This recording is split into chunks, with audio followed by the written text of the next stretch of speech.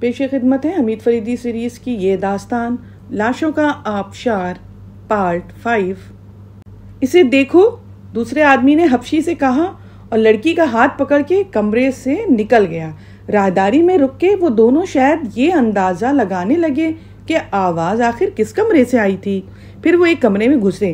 سامنے والی کھڑکی کا ایک شیشہ ٹوٹ کر زمین پر بکھر گیا تھا اور کمرے میں بارود کی بو پھیلی ہوئی تھی۔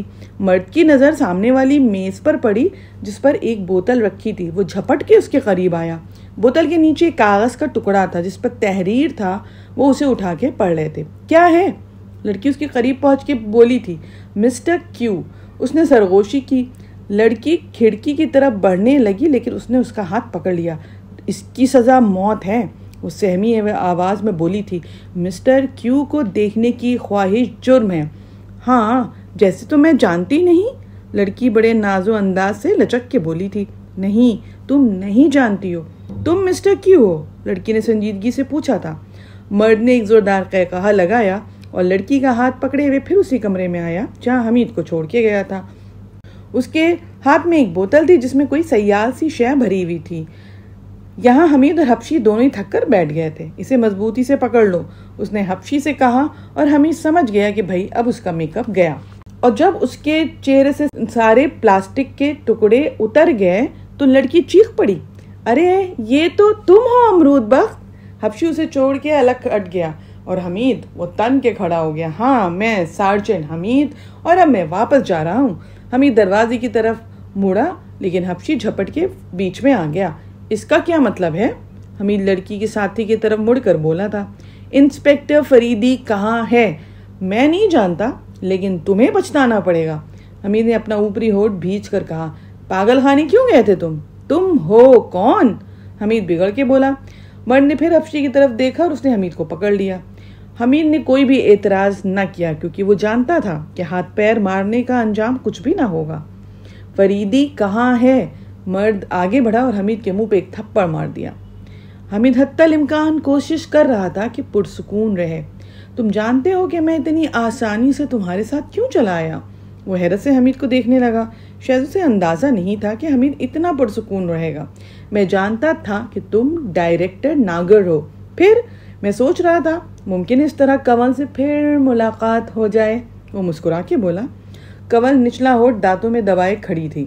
سنو، یہ ناگر یا جو بھی کچھ تمہارا نام ہے نا، میں اس لڑکی کو تم سے چھین کر لے جاؤں گا۔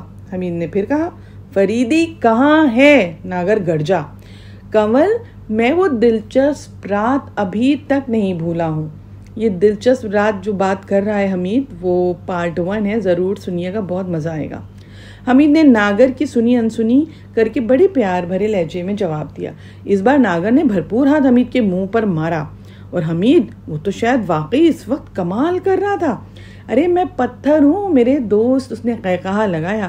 مجھے ڈر ہے کہ تمہیں اس ہاتھ کی ڈریسنگ نہ کروانی پڑے، میں تمہیں مار ڈالوں گا۔ ناگر حلق کے بھل چیخا۔ کوئی نہیں، کوئی بات نہیں، ہزاروں مرتبہ یہ جملہ سن چکا ہوں اور ہزاروں ہی لاشیں میں نے اپنے قدموں میں دیکھی ہیں، پیس ڈالو اسے۔ ناگر نے حبشی کو مخاطب کیا اور حبشی کی گرفت تنگ ہونے لگی۔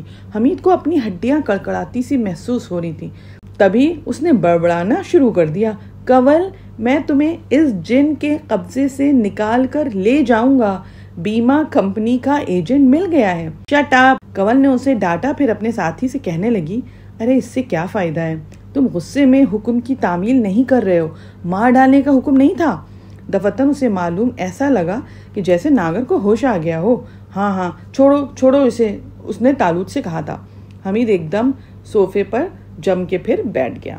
ایک سگریٹ پلاؤ گے؟ اس نے پوچھا تھا۔ کیا یہ پاگل تو نہیں ہے؟ لڑکی نے حیرت سے پوچھا۔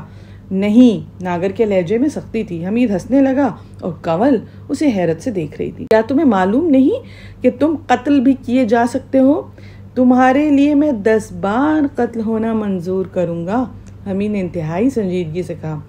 ناگر کنول کی طرف پلٹا اور بولا، اپنے کمرے میں جاؤ۔ اس کا لہجہ توہمانہ تھا۔ کنول کی پیشانی پہ شکنیں پڑ گئیں۔ حمید نے اس کی آنکھوں میں نفرت کی جھلکیاں دیکھی لیکن پھر وہ مسکرانے لگی اور دوسرے کمرے میں چلی گئی۔ میں نے تم سے ایک سگریٹ مانگی تھی، حمید نے ناگر کو مخاطب کیا۔ ناگر کے چہرے پہ جھنجھلاہٹ کے آثار تھے۔ اور الجھن بھی۔ اس نے جیب سے سگریٹ کا پیکٹ نکال کے حمید کو دے دیا۔ مگر نہیں، ایسی حالت میں سگریٹ پینے سے ممکن ہے مجھے غش آ جائے۔ کیوں؟ میں کل رات سے بھوکا ہوں۔ پاگل خانوں کی جو غذا تھی نا، وہ میرے لیے تو قطعی ناموزوں تھی۔ تم پاگل خانے کیوں گئے تھے؟ ناگر نے بے سختہ پوچھا۔ ایک آدمی کی تلاش تھی جس کے متعلق معلوم ہوا کہ وہ بنا ہوا پاگل ہے۔ وہ جانتا تھا کہ اب کچھ چھپانا بیکار ہے، لیکن یہ اطلاع تو غلط ثابت ہوئی، کیونکہ آج ہی اس نے ایک دوسرے پاگل کو قریب ختم کر دیا اور اب اسے خطرناک پاگلوں کی ایک کوٹری میں بند کر دیا گیا ہے۔ تم اس سے کیوں ملے تھے بھائی؟ نہیں، اسے تو میں نے اس وقت پہچانا جب محافظ اسے زنجیروں میں جکڑے ہوئے کوٹری کی طرف لے جا رہے تھے۔ وہ کون ہے؟ تم آخر مجھے یہاں کیوں لائے ہو بھائی؟ دیکھو دوست، بہتر ہے کہ تم ہمیں فریدی کا پتہ بتا دو، ورنہ نا یہ جگہ بڑی خراب ہے۔ اس کا علم یہاں داخل ہوتے ہی مجھے ہو گیا تھا۔ ہم لوگ بہت دیر سے فریدی کا پتہ چاہتے ہیں، ناگر مسکرا کے بولا تھا، اور یہ حقیقت ہے کہ مجھے نہیں پتا، میں نہیں جانتا کہ فریدی کہاں ہے۔ دیکھو، ضد نہ کرو ورنہ نتیجہ موت ہی ہوگی۔ ارے میں کیسے سمجھاؤں، مجھے نہیں پتا۔ ناگر کو غصہ آ گیا تھا اور اس نے حبشی کی طرف دیکھ کر کہا، ترکیب نمبر 13۔ اور حمید کو جلدی معلوم ہو گیا کہ ترکیب نمبر 13 کیا تھی۔ تھوڑی دیر بعد حمید کے چاروں طرف جیسے اندھیرا ہی اندھیرا تھا۔ اس کے پورے جسم میں اس قسم کی سوزش تھی جیسے اس کی کھال کو ادھیڑ کر کسی نے نمک کے ڈھیر میں دبا دیا ہو۔ 50 کوڑوں تک تو اس نے گنا تھا، لیکن اس کے بعد اسے ہوش نہیں رہ گیا۔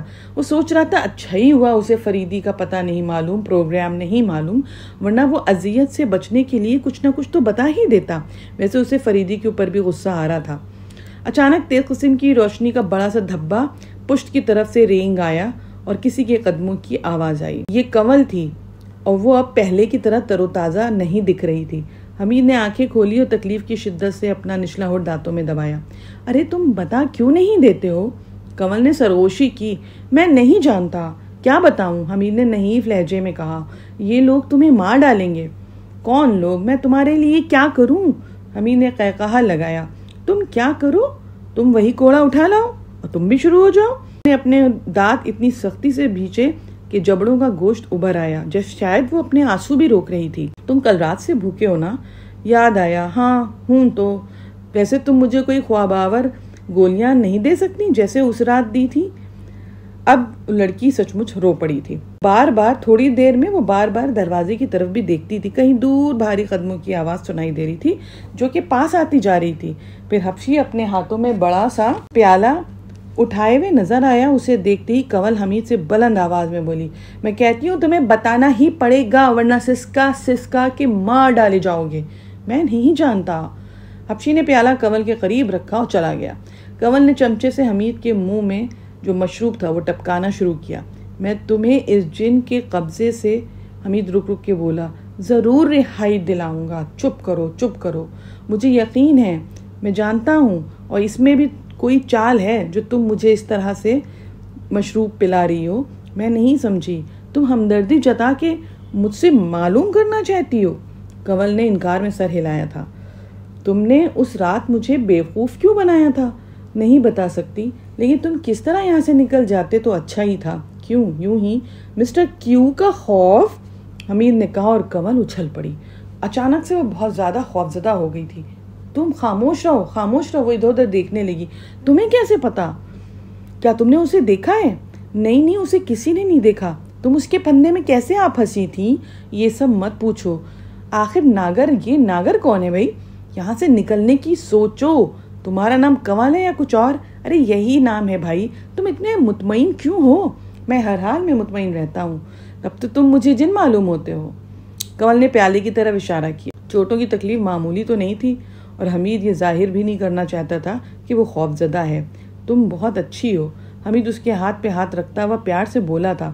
تم سچ مچ امرود بخت ہی معلوم ہوتے ہو۔ کنول مسکرائی۔ کچالو بن گیا تمہارا، مگر اپنی حرکتوں سے باز نہ آؤ گے۔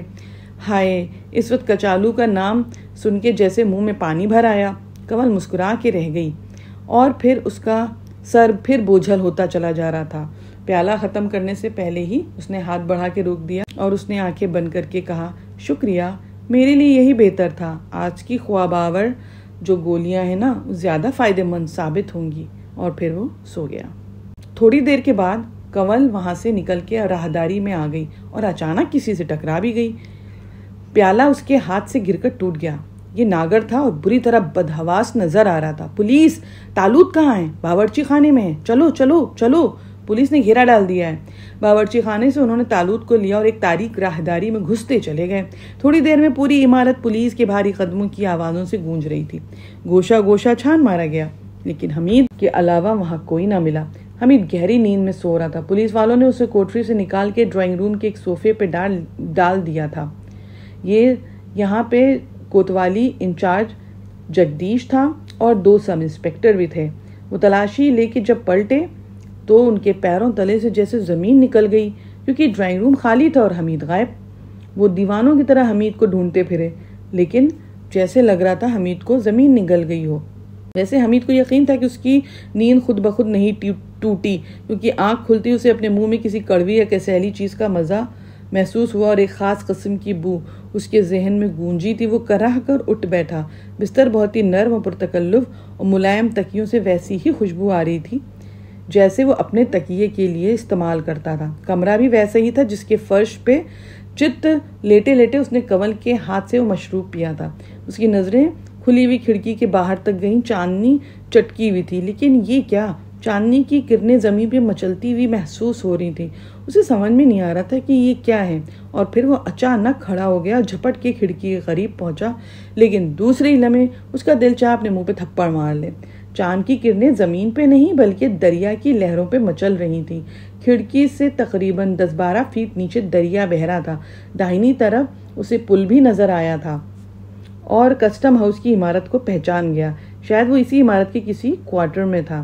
پیچھے سے اس نے کسی کے قدموں کی آہٹ سنی۔ پیچھے کوئی آدمی نظر آیا جس کی شکل حمید کے لیے نئی تھی۔ ڈرو نہیں، وہ مسکرا کے بولا، اور حمید اس کی آواز پہچان کے اچھل پڑا۔ یہ فریدی تھا۔ اچھلنے میں گھورتا رہا، پھر آہستہ سے بولا، آپ کے پاس ریوالور ہوگا؟ کیوں؟ ریوالور کیوں؟ فریدی نے پوچھا۔ تھوڑی دیر کے لیے ادھار دے دیجیے نا۔ کیوں؟ ارے میرا دل چاہتا ہے کہ میں آپ کو گولی مار دوں، حمید حلق کے بل چیخا۔ فریدی اس کے قریب آ گیا اور اس کا شانہ تھپکتا ہوا بولا، اگر تم مجھے اس وقت توپ سے بھی اڑا دو نا، میں برا نہیں مانوں گا فرزند۔ ذرا پیٹھ تو دیکھیے میری، میں دیکھ چکا ہوں، اور اس کے لیے ان کے جسم کا ایک ایک ریشہ ادھیڑوں گا۔ یہ داستان یہاں پہ ختم کرتے ہوئے گزارش ہے کہ اس چینل جو بھی آپ ویڈیوز اپلوڈ ہوتے ہیں ان کو دوسروں کے ساتھ بھی شیئر کیجیے، ہو سکتا ہے کسی اور کو بھی یہ پسند آ جائے۔ اگر آپ کو بھی ذرا بھی کچھ پسند آتا ہے تو لائک کر دیجیے، کیونکہ مجھے اپنے پچھلے ویڈیو میں ابھی تک اوپینین اتنے نہیں ملے ہیں کہ میں اسے کنٹینیو کروں 30، 35، 40 منٹس کی ویڈیوز، اور آپ مجھے فارمیٹ نہیں بتا رہے ہیں کہ میں کس طرح اپلوڈ کروں، تو میں ایکسپیریمنٹ کرتی جا رہی ہوں۔ امید کرتے ہیں کہ آپ کامنٹ کر کے بتائیں گے کہ آپ کو کیا اچھا لگ رہا ہے اور آپ کس طرح چاہتے ہیں کہ آپ کا ویڈیو، آپ کی ناول ابن صفی مرحوم کی یہ ناول کس طرح اپلوڈ کروں۔ شکریہ۔